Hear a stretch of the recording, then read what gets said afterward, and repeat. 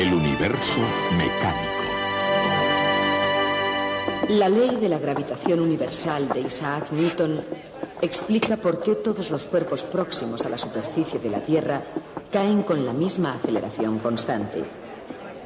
Esta ley de Newton explica por qué cae la manzana desde el árbol, pero no la luna desde el cielo. La manzana y la luna. 50 años después de que sucediera, Isaac Newton comentó con alguien que su descubrimiento había tenido relación con ver caer de un árbol una manzana. Y esa historia ha pasado a formar parte de nuestro folclore. Nos gusta porque es un hecho corriente. Cuántas manzanas han caído de muchos árboles. Y también nos recuerda la historia sobre otra manzana, la del árbol de la ciencia del bien y del mal, que nos hizo perder el paraíso. Bien, tanto si la manzana de Newton fue real como si no, una cosa es cierta, y es que hizo posible que nosotros pudiéramos salir de la Tierra. Por supuesto, el gran éxito de Newton no fue mostrar que la gravedad hace caer las manzanas. Vaya pelándola. Eso todo el mundo lo sabía. Su gran descubrimiento consistió en demostrar precisa y matemáticamente que la misma ley que explica por qué cae una manzana explica también por qué la luna no se cae del cielo. Esa explicación fue la clave del universo tal y como se entendía entonces. Los detalles de esa ley son difíciles e importantes y nosotros llegaremos a ellos, pero no hoy.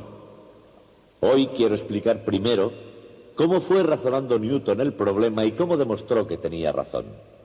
La luna bajaba 0,126 milímetros, un veinteavo de pulgada, y se podría decir que es el primer veinteavo de pulgada en el recorrido de nuestro viaje a la luna.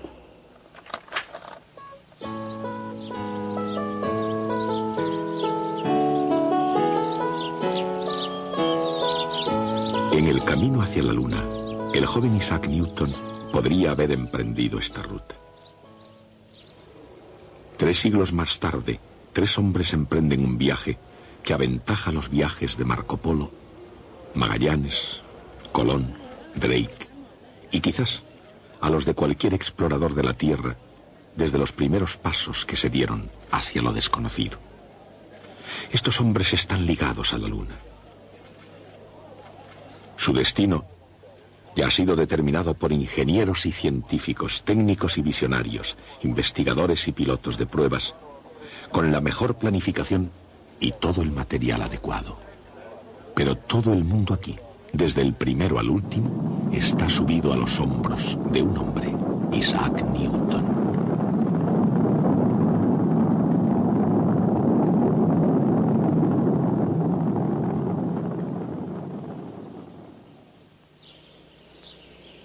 Si una manzana tuvo influencia en la ley de la gravedad de Newton, debió suceder en el condado de Lincolnshire. Pero ya se sabe que la historia se escribe con muchos síes. Si Newton, por ejemplo, no hubiera regresado a la granja de su familia en Woolsthorpe Manor, quizá no habría llegado a descubrir nada. Es decir, nada aparte de la terrible peste negra de Londres. En los años 1665 y 1666, el número diario de víctimas que la peste se cobraba se ensombrecía con cifras demasiado siniestras para poder ser contabilizadas. Porque la peste fue demasiado terrible para imaginárselo. Las infecciones eran de carácter epidémico, malignas, contagiosas y fuera de control humano. Era una enfermedad que las ratas transmitían primero a las pulgas y estas a todas las clases sociales británicas. La peste llegó a destruir 9 de cada 10 seres humanos, y la comunidad universitaria de Cambridge, a unos 80 kilómetros y medio de Londres, no se libró de tan espantosas visitas. Allí la muerte negra pudo haber reclamado a Isaac Newton.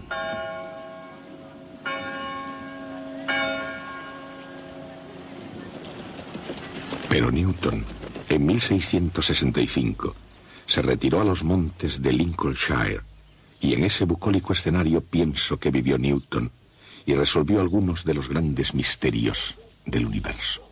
Para ver el mundo como es realmente, Newton se fue aproximando por un camino revolucionario. Para alcanzar una comprensión del universo totalmente nueva, debería formarse una opinión del mundo más profunda y extensa que las perspectivas familiares de la campiña inglesa. Para un joven estudiante de 22 años, aún sin licenciatura, que nunca había viajado más lejos de Cambridge, el universo era un reto enorme. Por entonces, una gran revolución intelectual, cuyas semillas habían sido plantadas por Copérnico, se estaba desarrollando. Profesor de matemáticas, doctor en medicina y especialista en el derecho canónico de la Iglesia Católica, Nicolás Copérnico, sin ayuda de nadie, había establecido los fundamentos de la astronomía moderna. A principios del siglo XVI, después de haber estudiado en la Universidad de Cracovia, en su nativa Polonia, Copérnico fue profesor en Roma. En 1512 se trasladó a Frauenburg, en la Prusia Oriental, donde ejerció la medicina y obtuvo una canonjía en la catedral. Allí, hacia 1530, escribió el tratado que no solo cambió el mundo, sino el universo entero. Sabiamente dedicó su obra, La revolución de las órbitas celestes, al Papa Paulo III, y prudentemente retuvo su publicación hasta ya próxima su muerte en el año 1543. Pero Copérnico había logrado su objetivo, el sistema copernicano, que ya ningún poder logró después suprimir. Basado en antiguos datos astronómicos, en algunas cosas era únicamente un pequeño progreso sobre el sistema de Ptolomeo. Ambos puntos de vista estaban en gran parte basados en la filosofía aristotélica, sobre todo en el antiguo credo griego, de que todos los movimientos celestes eran círculos perfectos. Y por lo tanto, al igual que innumerables astrónomos anteriores a él, Copérnico, para explicar las aparentes desviaciones del movimiento circular uniforme, utilizaba epiciclos.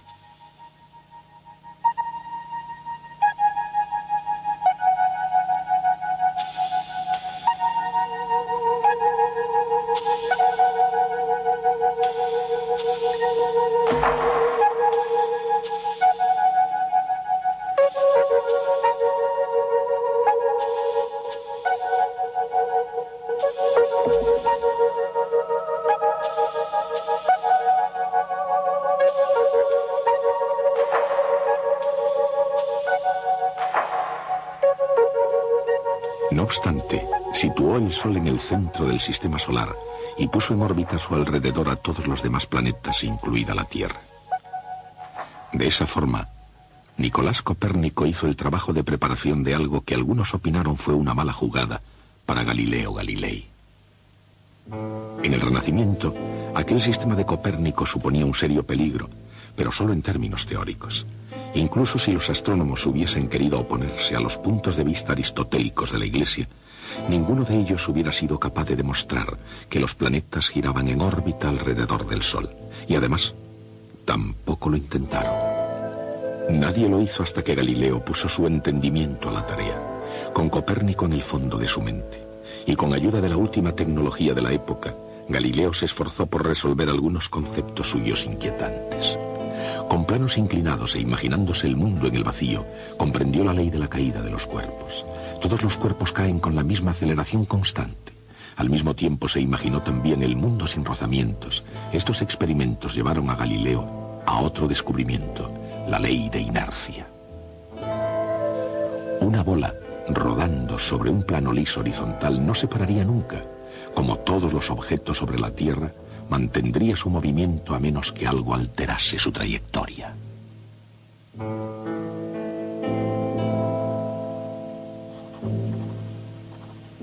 Galileo explicó cómo funcionan las cosas en la Tierra, aceptando el sistema de Copérnico y sus propios puntos de vista sobre el movimiento. Pero se necesitaron 3 leyes más para poder explicar cómo funcionan las cosas por encima y más allá de la Tierra. Esas 3 leyes fueron una aportación de Johannes Kepler. La primera ley de Kepler daba a las órbitas planetarias una nueva forma no circular y situaba al Sol un poco desplazado del centro. Kepler se dio cuenta de que un planeta se encontraba unas veces más cerca y otras más lejos del Sol. De acuerdo con la segunda ley de Kepler, cuanto más cerca del Sol estaba un planeta, más rápido era su movimiento, y cuanto más alejado, más lentamente se movía.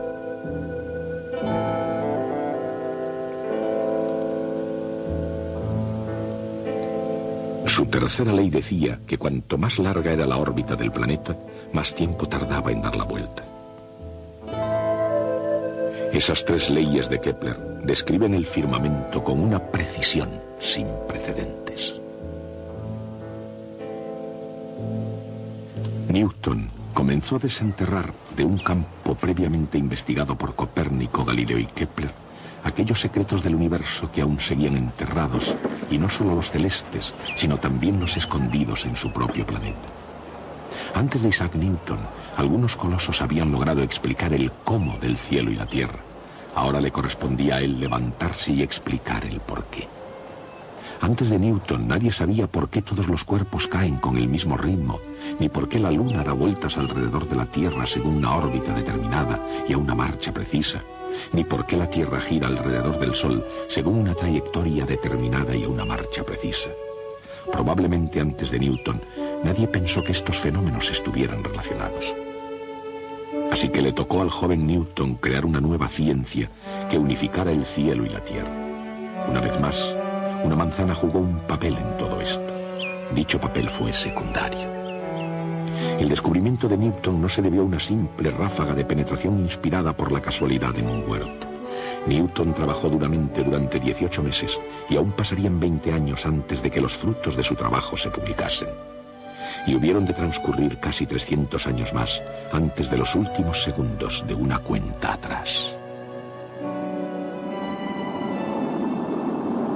Lanzados desde los hombros de Newton, los hombres pudieron soltar las cadenas de la gravedad y liberarse de la Tierra. La fuerza de la gravedad es una gran barrera y se puede comprobar muy bien al observar la enorme fuerza que se necesita para romperla. Pero si se lanzan seres humanos al espacio, hacia las misteriosas regiones de la Luna, el saber que existe la gravedad no basta. Es necesario saber cómo funciona realmente. Newton suponía que cada par de partículas de materia del universo se atraen mutuamente. La fuerza de atracción es directamente proporcional a cada masa e inversamente proporcional al cuadrado de la distancia entre las dos. Esta ley se puede representar mediante una ecuación vectorial con una constante de proporcionalidad llamada G. G es igual para cada par de cuerpos del universo.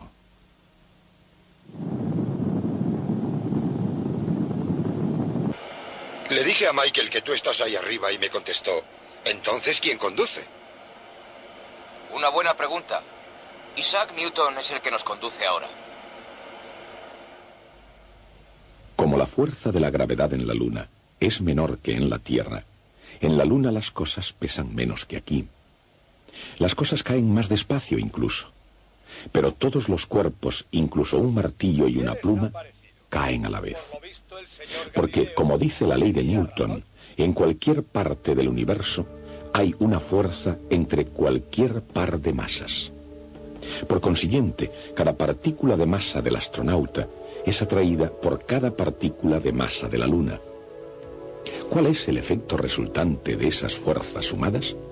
Cada cuerpo atrae al otro como si toda su masa estuviera concentrada en su centro de masa.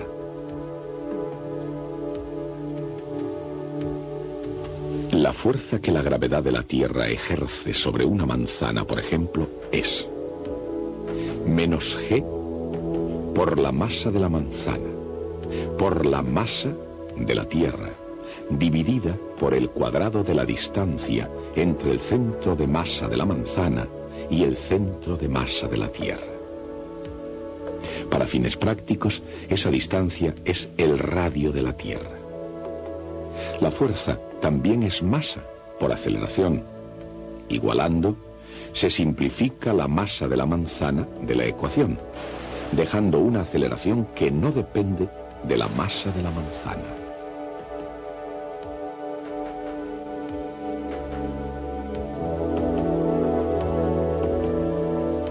La gravedad tiene el mismo efecto sobre cualquier objeto en la superficie de la Tierra.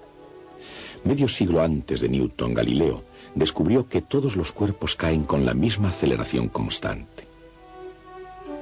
Y Newton, con su ley de la gravedad, explicó ese extraño fenómeno. La aceleración de la caída de un cuerpo en la Tierra es g minúscula. Es igual a la constante de gravitación universal, g mayúscula, multiplicada por la masa de la Tierra y dividida por el cuadrado del radio de la Tierra.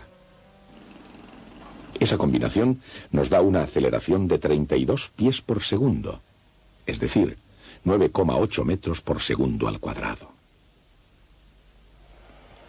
En la Luna actúa la misma fuerza, pero la aceleración es diferente. Sigue dependiendo de la constante de la gravitación universal. Pero ahora la masa es la masa de la Luna, y la distancia es el radio de la Luna, y la aceleración de un cuerpo que cae en la Luna es 1/6 de la aceleración en la Tierra.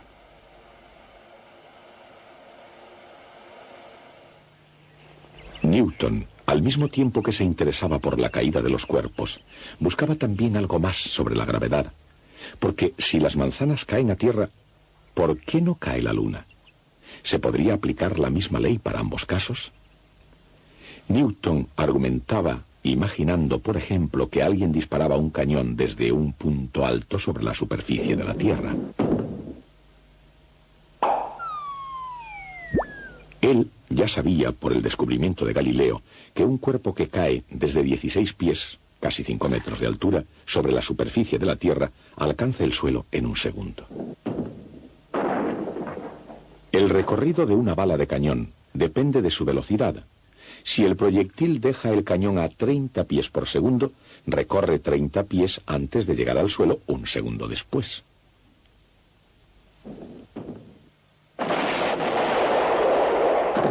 Pero Newton se dio cuenta que si el proyectil se disparase suficientemente rápido, tardaría más de 1 segundo en llegar al suelo.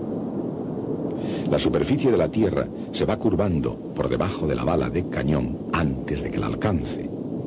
Él imaginó un movimiento tan rápido que la bala se mantiene cayendo mientras que la superficie de la Tierra se va curvando por debajo de ella. Dicho de otro modo, el proyectil se mantendría en órbita.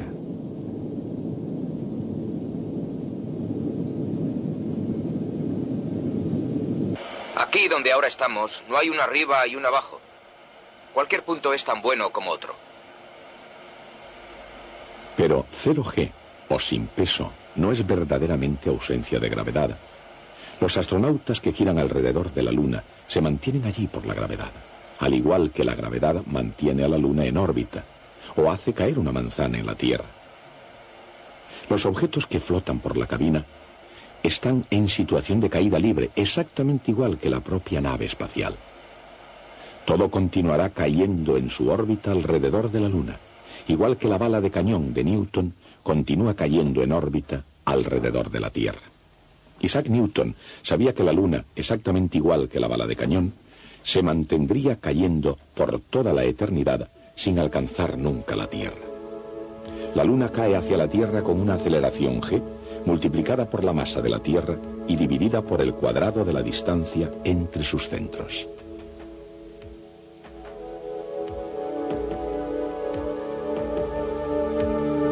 La fórmula es la misma que en el caso de la manzana o de cualquier otro cuerpo en la Tierra, con la diferencia de que la distancia no sería el radio de la Tierra. En este caso, se trata de la distancia de la Tierra a la Luna, que es mucho mayor. El ritmo a que la Luna cae es menor que el de caída de la manzana. Es igual al radio de la Tierra dividido por la distancia a la Luna al cuadrado. Ese cociente se conoce desde la antigüedad. Los matemáticos griegos calcularon la distancia a la Luna como unas 60 veces el radio de la Tierra. O sea que la Luna tendría que caer más lentamente que la manzana en 60 al cuadrado, o sea, 3.600 veces más despacio. Newton concluyó que si la manzana caía a 16 pies, 4,86 metros por segundo, la Luna caía 16 pies dividido por 3.600. Y esa distancia es 1/20 de pulgada, o sea, 0,126 milímetros. Esa era la predicción hecha por la teoría de la gravedad de Isaac Newton. El siguiente paso decisivo fue comparar la teoría con la realidad, o dicho con otras palabras, la pregunta de cara a Newton era: ¿qué distancia recorrería de hecho la Luna en cada segundo de su caída? ¿Cómo pudo deducir la respuesta a partir de lo que sabía sobre la órbita de la Luna? Newton sabía que la Luna seguía una órbita casi circular y que tardaba aproximadamente un mes en dar una vuelta completa. Según el principio de inercia, la Luna opone resistencia a moverse en un círculo y tiende a marchar recto en la dirección de la tangente a la circunferencia. En un segundo recorrería 40,281 pulgadas a lo largo de la recta. Siguiendo la trayectoria circular, la Luna va cayendo hacia el centro de la Tierra. Esa es la distancia que la Luna cae en un segundo.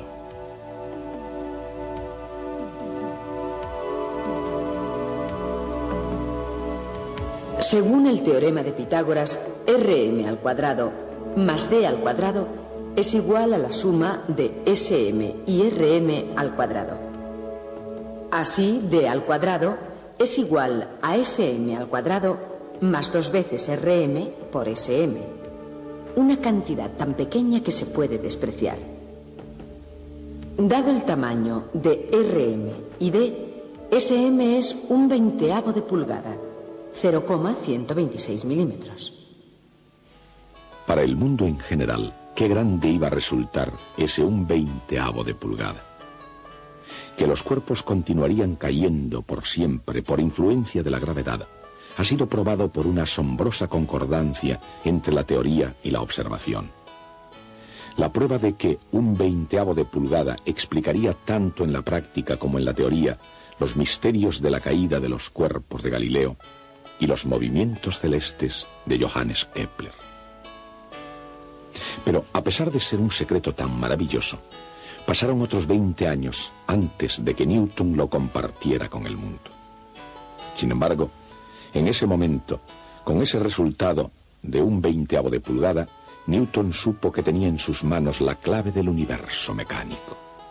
Newton había dado el primer paso de un camino que nos conduciría al espacio y a la Luna.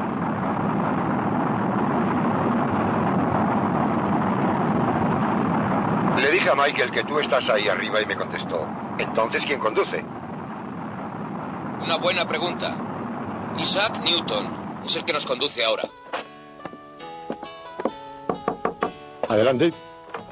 Según la ley de gravitación universal de Newton, la fuerza de la gravedad entre dos cuerpos es directamente proporcional al producto de sus masas e inversamente proporcional al cuadrado de la distancia entre ellos. La ley de Newton explica por qué los cuerpos caen con la misma aceleración cuando están cerca de la superficie de la Tierra. Esa ley, combinada con el principio de inercia, explica también la órbita de la Luna y los movimientos de todos los cuerpos celestes.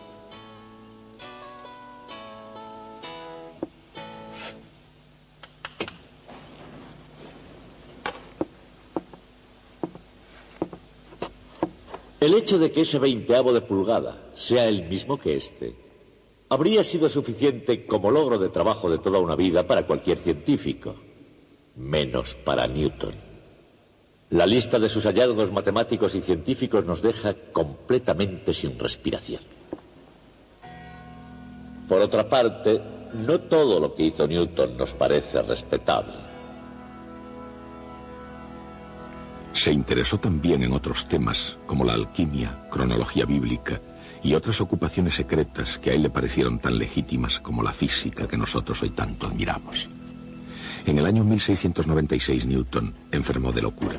Newton era literalmente un demente.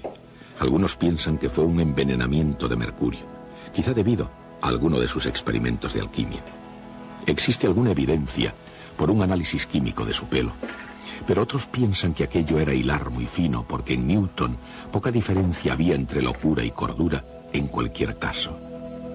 Unos años después, en 1703, se recuperó hasta el punto de ser nombrado presidente de la Royal Society, cargo que ostentó los restantes 24 años de su vida. Sin embargo, Los detalles de su vida poco importan en comparación con sus descubrimientos. Newton no solo nos dio una serie de descubrimientos científicos, sino más bien una visión coherente de cómo funciona el universo y por qué funciona como lo hace. Esa visión ha dominado el pensamiento occidental desde Newton continuamente hasta nuestros días. Newton fue un ser humano con faltas, quizá con más errores que contribuciones, pero él fue también un coloso casi sin igual en toda la historia.